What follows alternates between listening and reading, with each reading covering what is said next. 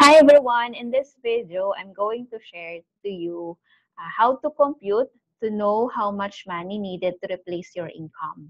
So more on, we will discuss the computation of life insurance coverage.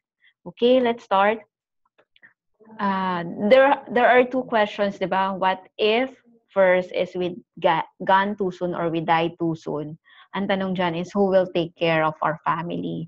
So that time, dahil wala na tayo dito sa earth, so sino yung magte-take care sa mga responsibilities na dapat na before tayo yung nag-shoulder nun, pero dahil nawala na tayo, so wala na magbibigay ng income sa family. So sino magte-take care sa may iwan na family? So dun papasok yung solusyon na we need life insurance or income protection. So let's just review yung financial foundation para mas maintindihan pa natin.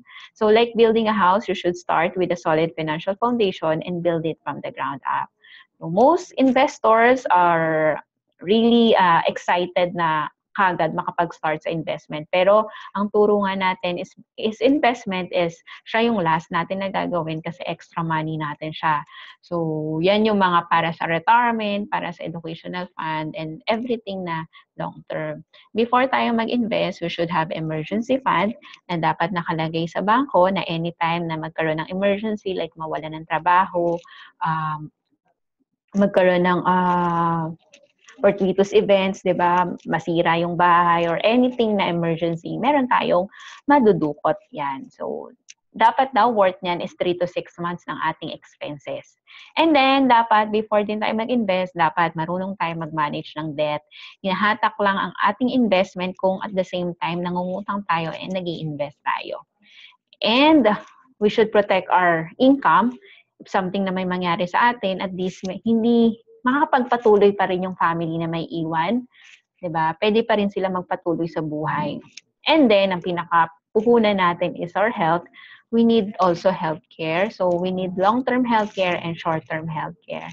Short-term, yan yung healthcare natin habang nasa work pa tayo na binibigay na benefit ng company. Pero once we get out na sa company or we turn 60 years old, di ba, we cannot get that HMO or healthcare na binibigay ng company. Hindi natin yun madadala. That's why we need long-term care. Yan yung mag-take care naman sa ating healthcare needs kapag retired na tayo or 61 and up na.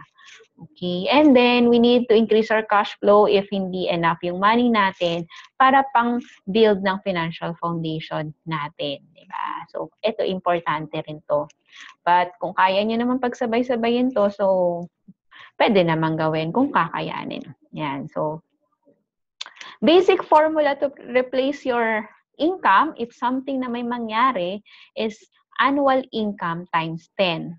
So, dapat yun daw yung income protection, yung amount ng income protection natin. So, for example, in this illustration, you are earning 20,000 per month.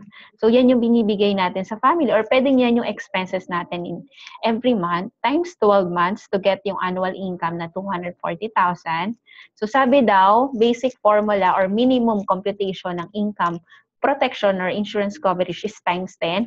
So, depende po sa inyo. Pwede nyo siyang taasan. Pwedeng 15 or times 20.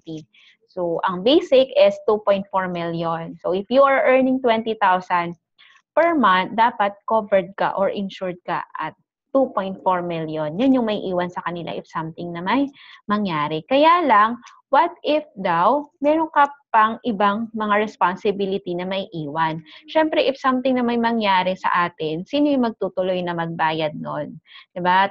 Yung may iwan na family. So, gusto ba natin na, lalo na kung couple, ang husband lang yung nag-work, diba? Tapos, ang wife is nasa bahay lang at hindi siya nasanay na magtrabaho. So, medyo may hirapan siya na magpatuloy unless talaga, yun nga. So, no choice, kailangan magtrabaho ulit. Pero, kung may iwasan naman, pwede naman, di ba? What if meron ka palang naiwan na utang, may debt, meron ring mortgage, di ba? Hindi pa nakasanla yung bahay, so hindi pa nababayaran. And then, walang fund yet for the college education ng anak or baka hindi lang isa yung anak, more than one pa. Diba? So, for complete insurance calculation, ginagamit namin yung dime method. So, ibig sabihin nitong dime method, we have to consider yung debt, kung merong existing na utang, na ang mag-shoulder is yung family na naiwan. Yung income, basic formula, ito yung gamit natin. And then mortgage, and then education. So, may separate computation kami for the education, how much yung iaalat mo dapat na fund for the education of your children. So per child ang ano yan, computation yan. And depende yan sa tuition fee at saan mo siya plano na pag-aralin. So we have to consider all these aspects kasi mahirap na, di ba? Mahirap na pag nawala tayo. So kailangan din magpatuloy sila. At least siguro by 10 years naka-recover na sila. So, meron na silang sariling income na pwede nilang pagkuhanan. Para kasi tayong money machine, di ba?